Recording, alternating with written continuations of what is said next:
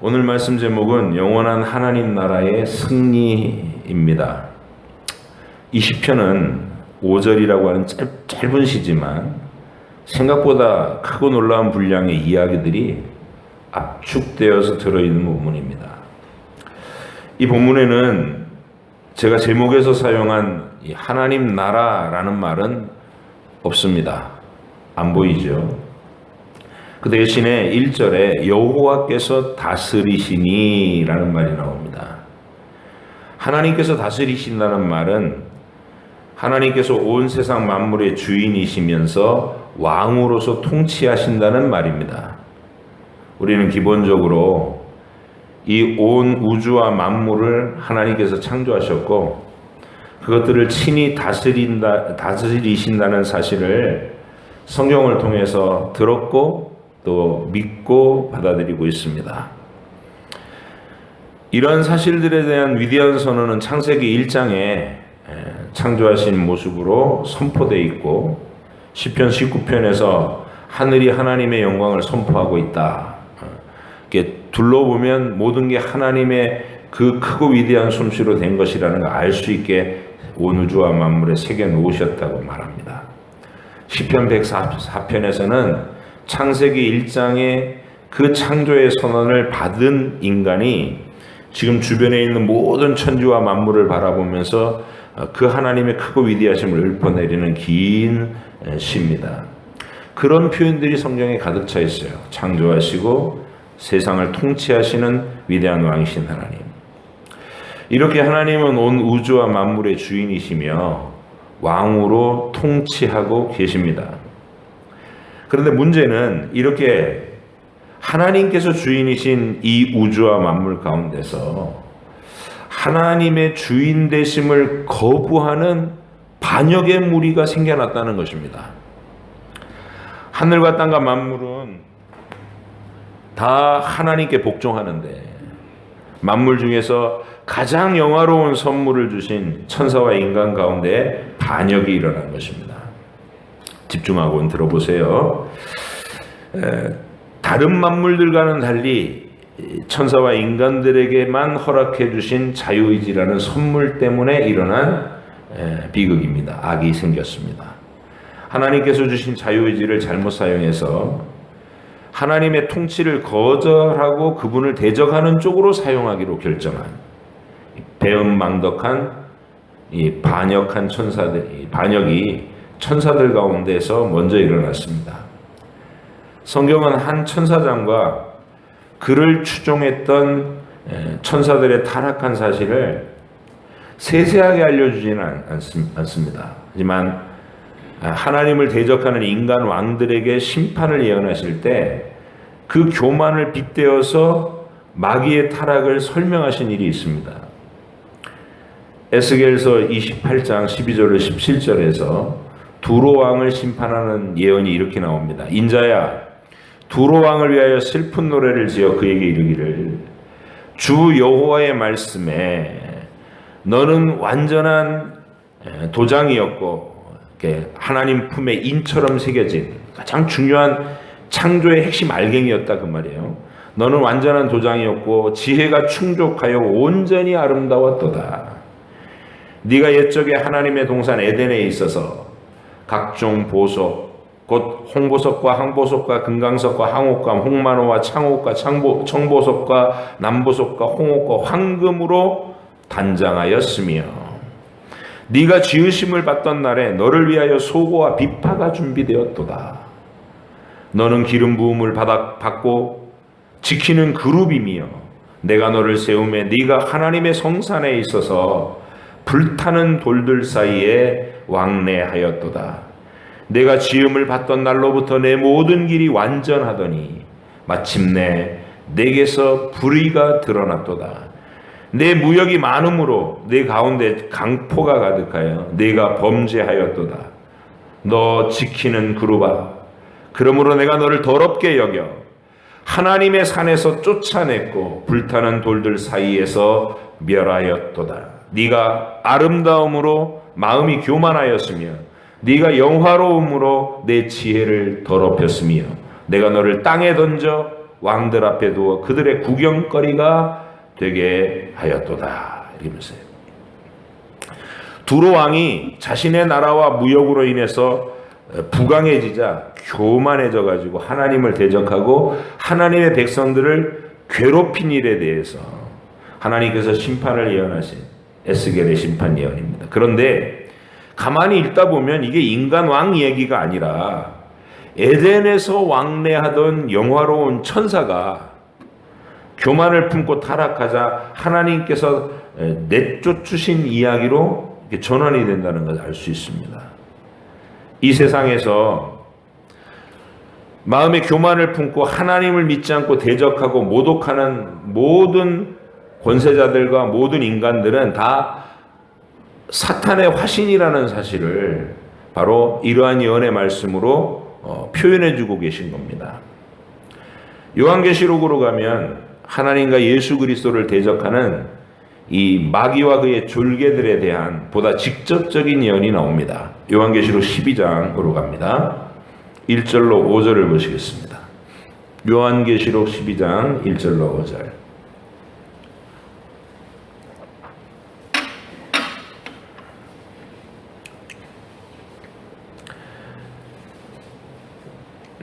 우주와 만물 창조와 그 긴 역사 너머에 있는 시간과 공간을 초월한 영계에서 일어난 일들과 그 영계에서 일어난 일들이 인류의 역사 속에서 어떻게 전개되었나 이런 것을 함축적인 상징적 그림으로 보여주는 내용입니다.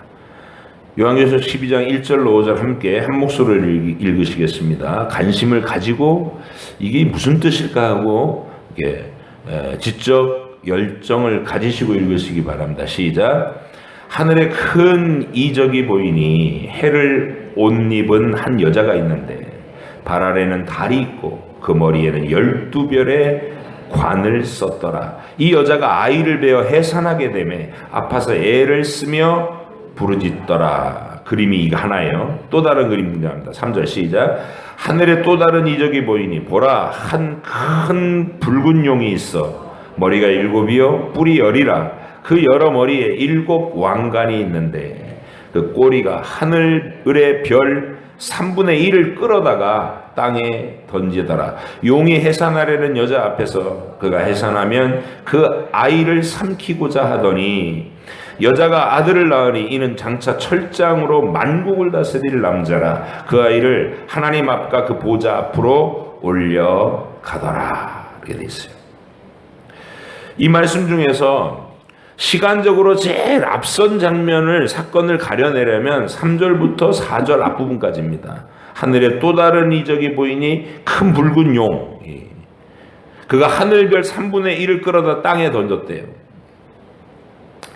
절 보세요. 천사 중 우두머리 하나가 하나님께 순종하는 것을 거절하고 천사들의 3분의 1을 자기의 반역에 끌어들여서 하나님을 대적하는 세력을 형성했다는 사실을 이렇게 말씀해 주시는 겁니다. 하나님께서 물질 세상을 창조하시기 전에 천사들을 먼저 창조하셨는데 그 영계에 이런 반역이 일어났었다는 것입니다. 그래서 그 영적 세계에서 대대적인 전쟁이 벌어졌습니다. 요한계시록 12장 7절로 9절도 다시 읽어보십니다. 시작. 하늘에 전쟁이 있으니 미가엘과 그의 사자들이, 이건 선한 천사들이에요, 용과 더불어 싸울세. 용과 그의 사자들도 싸우나 이기지 못하여 다시 하늘에서 그들이 있을 곳을 얻지 못한지라. 큰 용이 내쫓기니 옛뱀 곧 마귀라고도 하는 사탄이라고도 하며 온 천하를 꿰는 자라. 그가 땅으로 내쫓기니 그의 사자들도 그와 함께 내쫓겼다. 이렇게 되어 있습니다. 하나님께서 계신 영적 세계인 그 하늘에서 사도 바울은 이 하늘을 세 번째 하늘이라고 얘기했어요. 세 번째 하늘. 늘 이렇게 자주 설명드리죠. 첫 번째 하늘이 뭐예요? 우리가 보는 파란 하늘, 이 지구의 대기권. 두 번째 하늘은요, 우주 공간, 끝이라 수 있는 우주 공간. 세 번째 하늘은 시간과 공간을 뛰어넘는 영계, 하나님이 계신 그곳. 거기를 하늘, 요한계시록은 거기를 하늘이라고 그러고 물질 세계인 이 우주를 땅이라고 부른 거예요. 그래서 그 영계에서 쫓겨난 마귀와 악의 영들이 물질 우주 안으로 쫓겨 내려왔다는 것입니다. 하나님께서 창조하신 물질 우주에서 가장 핵심적인 장소는 지구와 그곳에 창설된 에덴 동산이었습니다. 그렇죠? 우주와 만물을 창조하셨지만 우주의 중심은 태양이 아니고 지구입니다. 하나님의 마음이 있는 곳, 하나님의 가장 사랑하신 하나님의 형상대로 주신 인간이 있는 곳, 그 인류의 대표자가 있던 곳, 에덴 동산이었어요. 우주의 중심이단 말이에요. 거기가. 하나님은 물질 우주를 이 하나님의 뜻대로 정복하고 다스릴 존재로서 인간을 창조하셨고 그 대표자를 에덴 동산에 두셨던 겁니다. 우리가 잘 아는 대로 마귀는 뱀이라고 하는 매개체를 이용해서 아담과 하와에게 접근했고 눈에 보이는 존재를 통해 접근했고 그들을 자신이 타락한 것과 똑같이 타락시켜서 하나님하고 똑같이 되겠다고, 하나님의 지배를 받지 않고 자기 마음대로 결정하고 살겠다고 하나님 통치를 거부하는 반역에 동참시켰습니다. 우리는 그걸 타락이라고 부릅니다.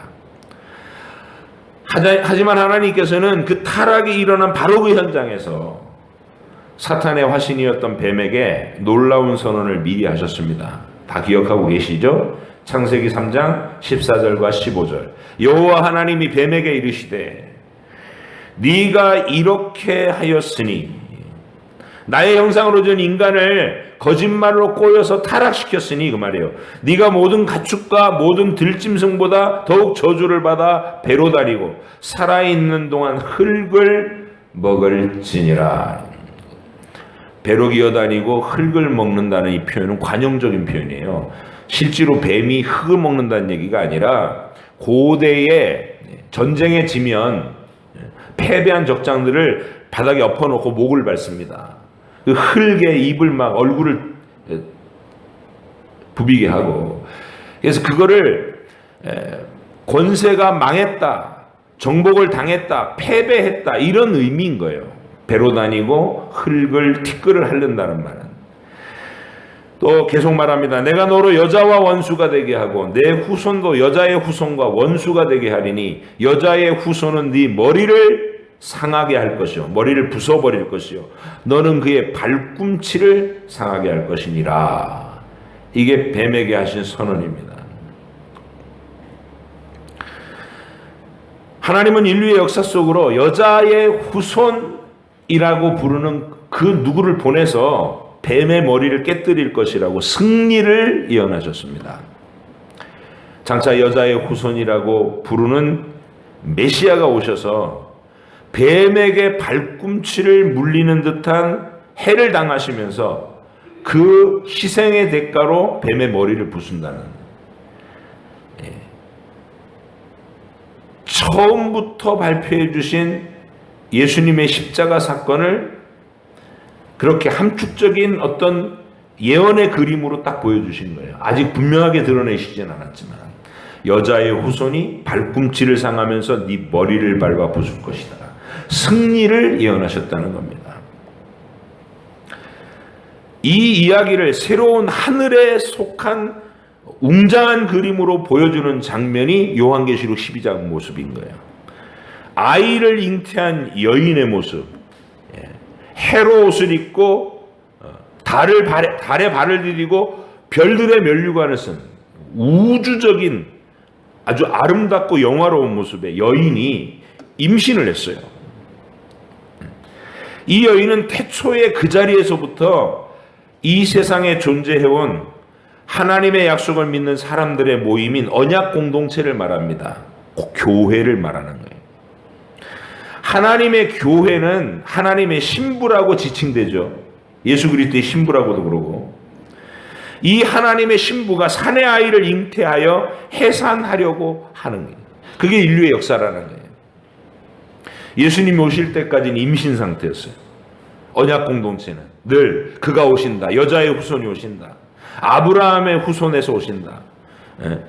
야곱의 12아들 중에 유다 지파에서 오신다. 다윗 왕의 후손, 직접적인 후손으로 오실 것이다. 이러면서 점점 선명해지다가 마침내 예수님이 오시는 거예요. 그래서 인류의 언약 공동체는 항상 임신 상태였어요. 그가 오신다. 그를 품고 있는 거예요. 여자의 후손을 품고 있는 거예요.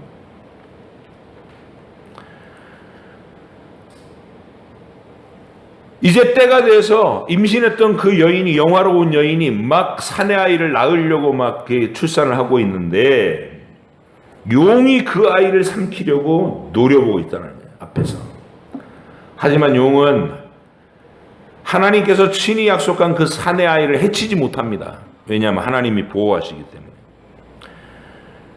요한계시록 12장 4절 뒷부분과 5절에서 이렇게 말하는 거예요. 용이 해산하려는 여자 앞에서 그가 해산하면 그 아이를 삼키고자 하더니 여자가 아들을 낳으니 이는 장차 철장으로 만국을 다스릴 남자라. 시편 2편에서 예언했던 그 만국을 심판하실 우리 주님의 권세. 그 아이를 하나님 앞과 그 보좌 앞으로 올려가더라. 마귀가 해치지 못하더라는 것이죠. 마귀는 이 예수님이 오신다는 예언을 이루어지지 못하게 하려고 이스라엘의 역사에서 계속적으로 획책했습니다. 모세가 태어나던 시절에는 애굽 왕 바로를 격동시켜서 이스라엘의 사내 아이들을 다 죽이라는 명령을 내렸습니다. 하나님께서 그들을 보호하셔서 실패하죠. 마귀는 훗날 다윗의 왕족을 멸하려고 아달랴라고 하는 이 이세벨 왕비의 딸을 통해 가지고 다윗 계열의 왕자들을 싹 죽이는 일을 해요. 그때도 하나님께서 용감한 공주를 동원해서, 여호세바라고 하는 공주를 동원해서 요아스 왕자를 살려냅니다. 하나님이 지켜가신 거예요. 못 죽이게 하신 거죠. 예수님이 태어나셨을 때는 헤롯 대왕이 동방박사들의 말을 듣고 베들레헴에서 그 아기가 태어난다는 말을 들었어요. 2살 아래의 유아들을 다 학살하라는 잔인한 명령을 내립니다. 하지만 천사가 미리 통보해서 애굽으로 피신하게 하죠. 아기 예수님을. 그 모든 이야기를 그림으로 보여주는 거예요. 용이 삼키려 했는데 삼키지 못하고 그 아기를 하나님 보좌 앞으로 올려가더라는 거예요. 예수님은 십자가 위에서 희생제물로 하나님의 뜻대로 죽기까지 복종하시면서 인류를 구원해내실 위대한 사건을 실행해내셨고, 그리고 3일 만에 부활하셔서 하늘 위로 올라가셨습니다. 하늘의 전쟁에서도 패하고 오직 메시아를 집어삼키려는 일에도, 오실 메시아를 집어삼키려는 그 일에도 실패하자 마귀는 분이 나서 여자의 남은 백성들을 핍박하기 위해서 미쳐서 날뛰기 시작합니다. 요한계시록 나머지 부분도 함께 보십니다. 12장 13절로 17절 시작. 용이 자기가 땅으로 내쫓긴 것을 보고 남자를 낳은 여자를 받게 하는지라. 그 여자가 큰 독수리의 2 날개를 받아 광야 자기 곳으로 날아가서 거기서 그 뱀의 낯을 피하여 한 때와 2 때와 반 때를 양육받으매. 여러분 좀 보세요. 한 때, 2 때, 반 때는 1년, 2 때 2년, 그리고 반 때는 6개월.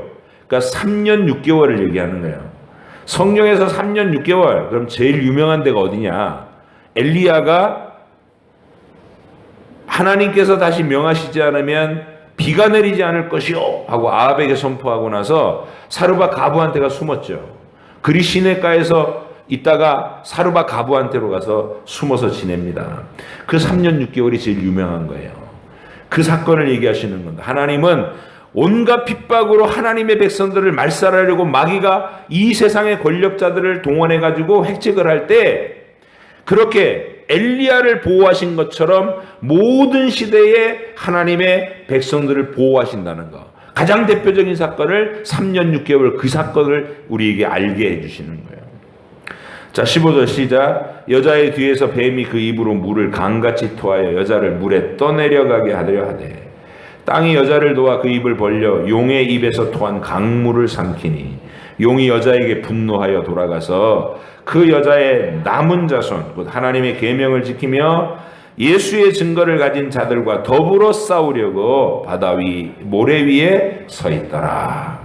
이제 신약 시대에 예수님의 증거를 가진 하나님의 백성들을 더 본격적으로 핍박하기 위해서 분을 내면서 달려왔다는 것이에요. 하지만 그 일은 결코 성공하지 못합니다. 왜냐하면 이미 승리는 예수 그리스도께서 온전히 거두셨기 때문입니다. 그 승리를 요한계시록 12장 바로 윗부분에서 그렇게 말하고 있어요. 10절 12절 또 읽으십니다. 시작. 내가 또 들으니 하늘에 큰 음성이 있어 이르되 이제 우리 하나님의 구원과 능력과 나라와 또 그의 그리스도의 권세가 나타났으니 우리 형제들을 참소하던 자 곧 우리 하나님 앞에서 밤낮 참소하던 자가 쫓겨났고 또 우리 형제들이 어린 양의 피와 자기들이 증언하는 말씀으로서 그를 이겼으니 그들은 죽기까지 자기들의 생명을 아끼지 아니하였다. 그러므로 하늘과 그 가운데 거하는 자들은 즐거워하라. 그러나 땅과 바다는 화 있을진저 이는 마귀가 자기의 때가 얼마 남지 않은 줄을 알므로 크게 분내어 너희에게 내려갔음이라 하더라. 어린아이들이라도 예수님의 이름을 분명하게 믿으면 마귀와 그의 졸개들 귀신들을 내쫓는 권세가 있어요. 마귀를 하늘에서부터 떨어지게 만들 수 있다는 거예요. 우리는 그런 존재라는 거예요. 오늘 시편은 바로 이 승리한 하나님 나라를 힘있게 선포하는 짧은 노래입니다. 그러니까 딱 5절이 있지만 성경 전체에 대한 어떤 안목으로 보면 그 속에 이 지금까지 했던 모든 얘기가 다 들어있는 거예요. 1절과 2절 오늘 본문으로 시편 93편 1절 2절을 다시 한번 읽어보십니다. 그런 안목으로 시작. 여호와께서 다스리시니 스스로 권위를 입으셨도다. 여호와께서 능력의 옷을 입으시며 띠를 띠셨으므로 세계도 견고히 서서 흔들리지 아니하는도다. 주의 보좌는 예로부터 견고히 있었으며 주는 영원부터 계셨나이다. 이렇게 선언합니다. 이 말씀은 단순히 창조된 세계를 하나님이 다스리신다는 말 그 정도 차원이 아니라는 거예요. 하나님의 주권을 대적하려는 사탄의 반역에도 불구하고 하나님의 나라는 결코 흔들리지 않았고 영원히 견고하게 서 있을 것이라는 승리의 선언인 것입니다. 분을 내면서 인류 역사 내내 하나님의 백성을 괴롭히는 사탄의 날뛰는 모습을 오늘 본문 시편에서는 딱 한 절로 묘사하고 있습니다. 멋진 시적 은유입니다. 3절 읽어보십니다. 시작. 여호와여 큰 물이 소리를 높였고 큰 물이 그 소리를 높였으니 큰 물이 그 물결을 높이나이다. 파도가 쓰나미가 막 집어삼키려고 휩쓸어 다가오고 있는 모습, 이게 마귀가 분내어서 하나님의 백성들을 집어삼키려고 으르렁거린 모습을 그렇게 형상화한 겁니다. 하나님을 대적하고 하나님의 백성을 침몰시키려고 마귀와 악의 영들은 온갖 종류의 풍파를 일으켜서 우리들의 역사에, 우리들의 인생에 쓰나미처럼 몰아친다는 것입니다.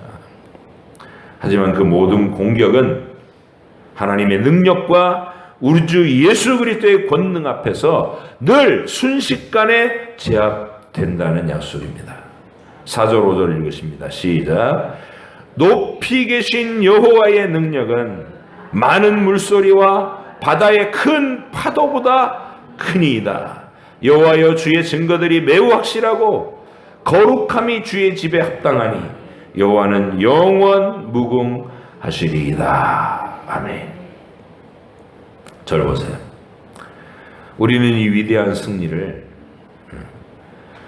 우리 앞에서 이 미리 이런 승리를 예고했던 시편의 93편의 영 그대로 큰 바람과 물결이라는 그 대상 앞에서 친히 보여주신 바로 그 하나님의 아들을 알고 있습니다. 그래서 그렇게 연결되는 거예요. 예수님이 괜히 풍랑이는 바다에서 바람과 파도를 꾸짖어 잔잔케 하신 게 아니라 이런 예언적 맥락이 있기 때문에 바다를 잠잠케 하신 거예요. 마귀의 대적이 큰 물로 일어나 몰려오는 마귀의 그 분내는 집어삼키려는 으르렁거림이 예수님 앞에서는 강아지 다루듯이 하신다는 것이죠. 제가 읽어드릴 테니 들어보세요. 마태복음 8장 24절 27절. 바다에 큰 놀이 일어나 배가 물결에 덮이게 되었을 때 예수께서는 주무시는지라 그 제자들이 나와 깨우며 이르되 주여 구원하소서 우리가 죽겠나이다. 위급해요. 예수께서 이르시되 아니라는 거예요. 어찌하여 무서워하느냐 믿음이 작은 자들아 하시고 곧 일어나사 바람과 바다를 꾸짖으시니 아주 잔잔하게 되거늘 그 사람들이 놀랍게 여겨 이르되 이분이 어떤 사람이기에 바람과 바다도 순종하는가 하더라. 이 사람들이 부활하신 주님을 뵙고부터는 구약시대에도 예언되어 있던 이 승리의 예언에 동참합니다. 그래서 담대한 사람이 돼요. 어떤 위협 앞에서도 두려워하지 않고 굴하지 않고 죽음의 위협 앞에서도 굴하지 않고 예수님의 승리를 선포하는 담대한 주의 백성이 됩니다.